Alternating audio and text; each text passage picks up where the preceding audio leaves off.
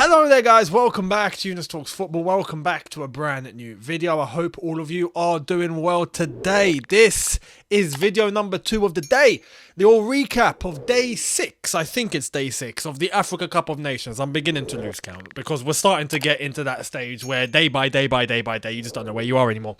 But today, 4 games on show, and I'm going to give you my thoughts on each one. We had Senegal versus Guinea, which is the Liverpool derby, should we say. Mane, captain of Senegal, Naby Keita, captain of Guinea, coming together, clashing against each other. Beautiful. Jurgen Klopp probably watching with a smile. So Senegal versus Guinea, Malawi versus Zimbabwe, Morocco versus Comoros, and to wrap off the night, Gabon versus Ghana.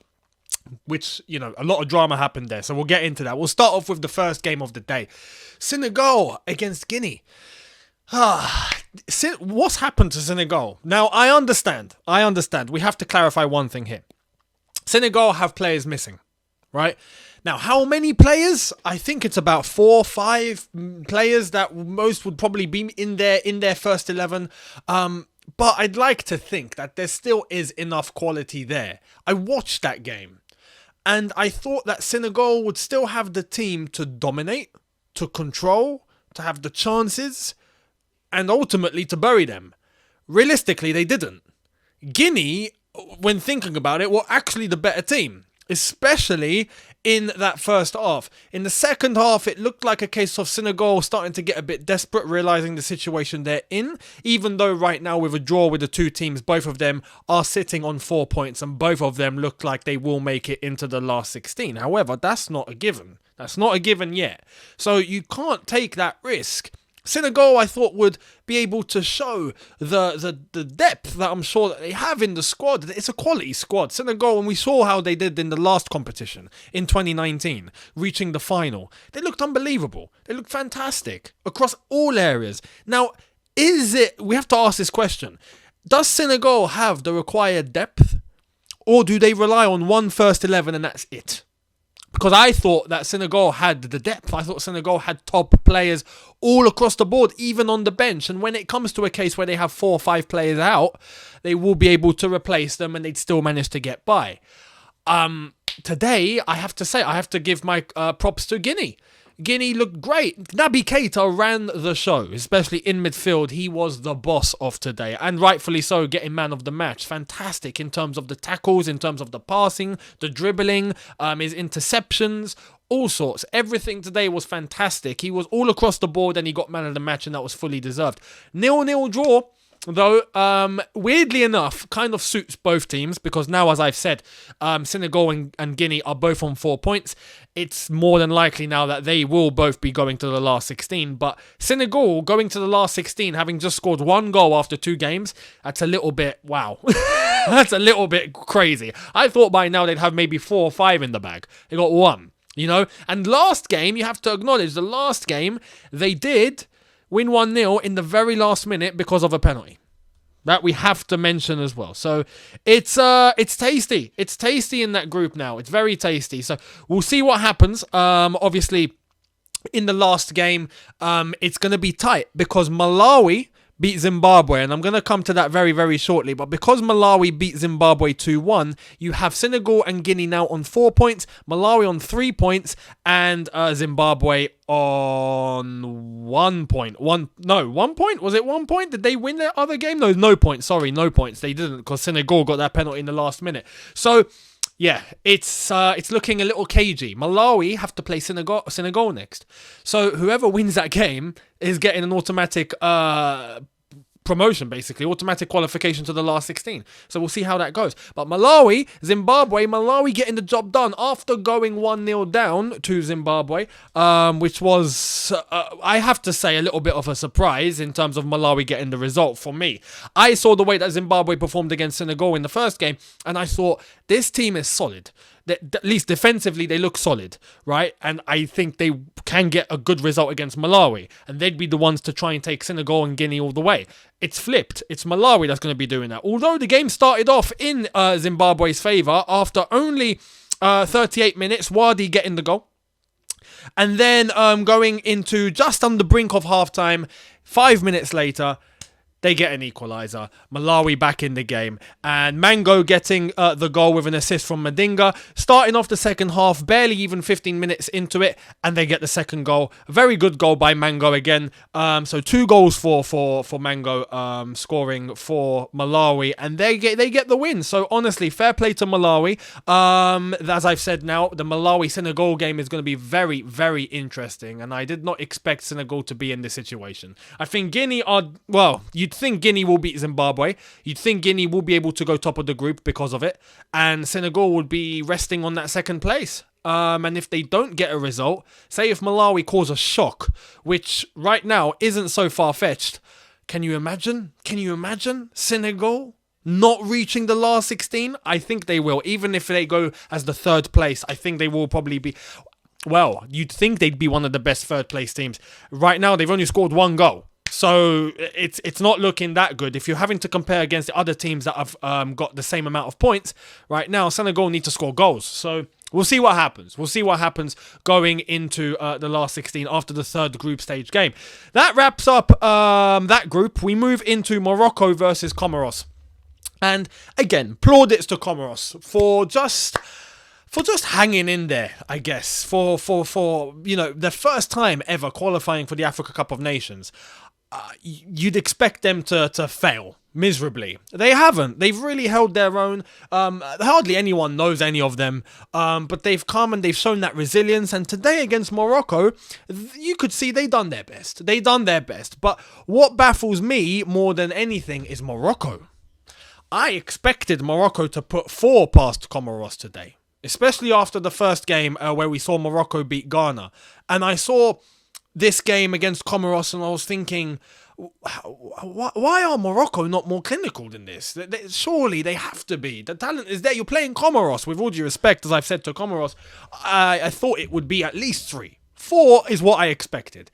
And they couldn't get that done. It was 1-0 for the majority of the game, up until the very last few minutes, and then they managed to get the second goal after missing a penalty as well. So there's things there that are needing to be addressed in terms of the Morocco national team. So Salim Amalla getting the first goal after 16 minutes. Now that is expected for a level of Morocco, and you see the players that they have against the Comoros. 16 minutes sounds about right. Second goal would think maybe just before half-time. Third goal, the hour mark maybe, a little bit more, 75 minutes, you get the fourth. That's how I thought it would go down. I thought it'd be dominant.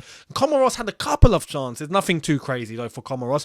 But Morocco, with everything on a plate for them, I felt could have done so much more. But a win's a win. So right now, Morocco are sitting with 6 points and they are in the last 16. They have literally booked their place. The penalty being missed by El Nesri, and then on the 89th minute, Abouhlal getting the second goal. So Morocco getting through there. You could see at the end of the game, Comoros, I don't know if they started to look tired. They started to go slower. The way that Morocco got the second goal with ease. So it's no surprise that they get the win, but I expected a better win. So with Morocco, it's a weird situation. We don't actually know how good they are. Yes, they've got the results on the board, but their performances haven't been fantastic. But they've got the job done. So it's a very weird... I don't know what to think of Morocco. Are they good or are they scraping by? It's hard to say. We'll see what happens. They are booked into the last 16 though, as expected. I expect Morocco to reach the last 16. Absolutely. Quarterfinals minimum. So we'll wait and see what happens going forward. So Morocco with the 2-0 win over Comoros, and then Gabon versus Ghana. And what an affair this was. What a way to wrap up the day. And I have to say, Ghana are in big trouble. Big trouble. It's like when Mourinho come out and he was saying, if I speak, I'm in big trouble. Big trouble. Big trouble. Ghana, you're in big trouble. Big trouble. And I don't mean to make that into like some sort of joke, because this Ghana team has clearly... It's dropped. And why? I asked you guys on the last time that I spoke about Ghana. I had many Ghanaians in the comments. Thank you very much to all of you for giving me some sort of perspective as to what is going on with this team. From the outset, looking in, I did analyze it and say I believe it lands with the manager. I believe the way that he's using these players seemed a bit off, especially in that first game. Today, it honestly just looked like some of the players are just not that good enough, realistically. Because after going 1-0 up, especially even prior to that, Ghana had some opportunities that they should have buried. After going 1-0 up, they really should have kept the momentum up, and they didn't. All of a sudden, they went a little bit too defensive. They looked a little bit hesitant. They looked like they were just trying to protect that 1-0. They weren't really doing much. They were losing the ball a lot. And it just looked like individual mistakes at that point. Just players that, I don't know, are not concentrating, making the wrong decisions. I'm just like, what's happened to Ghana? You guys told me many things. The Ghanaians that are watching anyway, you told me many things. The manager isn't good enough, even though he's been there a long time, but his time is up. The corruption within the Ghanaian FA and the resources and all of that. Some of you said just the players are rubbish. some of them are good, some of them are not. Some of you laid on the fact that Andre Ayew is still being relied upon after all this time, and there needs to be young blood injected into this team. Many things. But clearly, the one thing I think we can all agree on is that team is in disarray. Purely disarray. Now, they got the goal through Andre Ayew, funnily enough. He's making his 6th Africa Cup of Nations appearance, which is quite something. Andre Ayew scoring in the 18th minute through a Thomas Partey assist. And it was a very good goal. I have to say, a very, very good individual goal. You see Andre Ayew being able to take the ball around the defender, manages to get in front, has the space just on the edge, takes the shot. Well, he spots exactly where he's going to put it. Left-hand side, bottom corner, picks it. Defenders don't close him down in time. So the Gabon defense was the prime mistake here. He had all the time to look up, pick where he wanted to hit it, and he put it there. So great goal from Andre Ayew. But after that, it was pretty much Gabon trying to get something back from this game, showing the resilience, showing the quality on the ball in terms of the chances at least, because Gabon had a couple, especially in that second half, and the credit to the Ghanaian goalkeeper who saved Ghana there. Because if not, I think Gabon would have scored before. But reaches the 87th minute, the 88th technically, and Alivina with a fantastic individual piece of brilliance. It made me, funnily enough, I don't want to exaggerate, but the way he took the step over and then went on the outside and hit it with his left foot into the bottom corner reminded me of Brazilian Ronaldo. You remember the way Ronaldo used to score the goals after the step over? He was king of step overs. Literally the same sort of concept here. Alavina with the double step over, gets the defender on the left hand side of his boot, hits it, bottom corner, puts it there, 1-1. And then after that, it all kicks off. Andre Ayew's he gets subbed off. He's telling his teammates and everyone, calm down. As soon as the referee blows the whistle, he heads straight to the Gabon manager and wants to start kicking off. And then all the players start getting involved. And then I don't know who it was that the Ghanaian number 25, hits one of the Gabon players, I think in the face. A Gabon player goes down. It all kicks off. And at the end, there was a red card, just to let you know.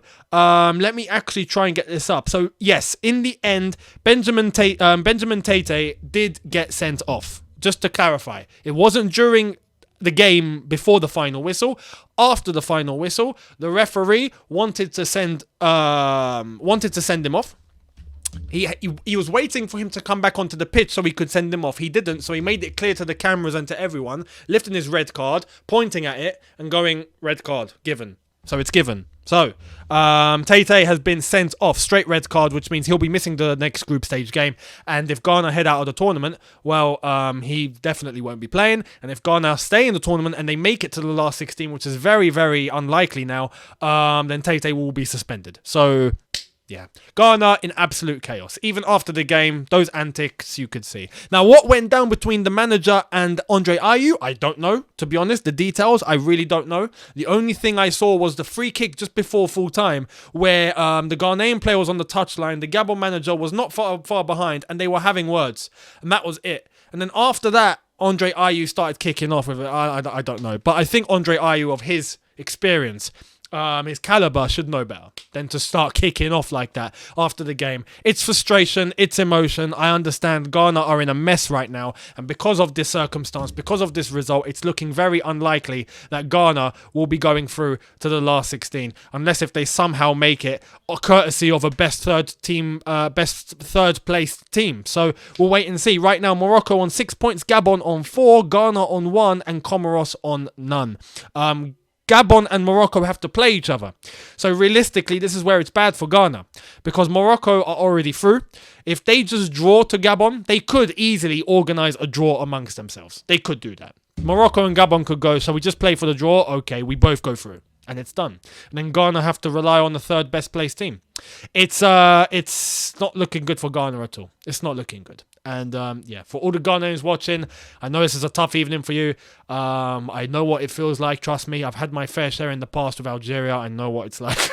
The tables have turned. But I wish you all the best. And we'll see what happens. Never say never. It's not over yet. There still is a chance. So we'll see. But let me know what you thought of today's Africa Cup of Nations game. What do you think about all those 4 results? Let me know. What do you think of Senegal? Do you think they're underwhelming? Why are they not playing as good as they should be? Is it because they have players missing? Let me know. I'd love to hear it. Let me know of the Malawi Zimbabwe result. And do you see Malawi causing a shock and making it through? Do you see that happening? Also, Morocco, Comoros. What do you think of that result? Do you think Morocco are underperforming, or do you think this is actually this is their level? Do you think they are doing well? Let me know. I'd love to hear it. And also the Gabon Ghana result. What do you think of Ghana, their demise as far as I'm concerned, and Gabon looking like they're going to be reaching the last 16? Let me know. I'd love to hear it. Hit the subscribe button if you are new. Hit that notification bell to be notified once I've uploaded. Smash the like button if you've enjoyed this, and I will see all of you tomorrow for Man City Chelsea watch along, match review, and then later in the day, Nigeria. That's going to be crazy. Nigeria versus Sudan, Guinea-Bissau versus Egypt. 2 big teams to pay attention on. And let's see if Nigeria can keep up their good form. But I'll give you a recap at the end of tomorrow as well. So I'll see all of you then. Have a good one, people. Enjoy your night. See you tomorrow. Take care and peace.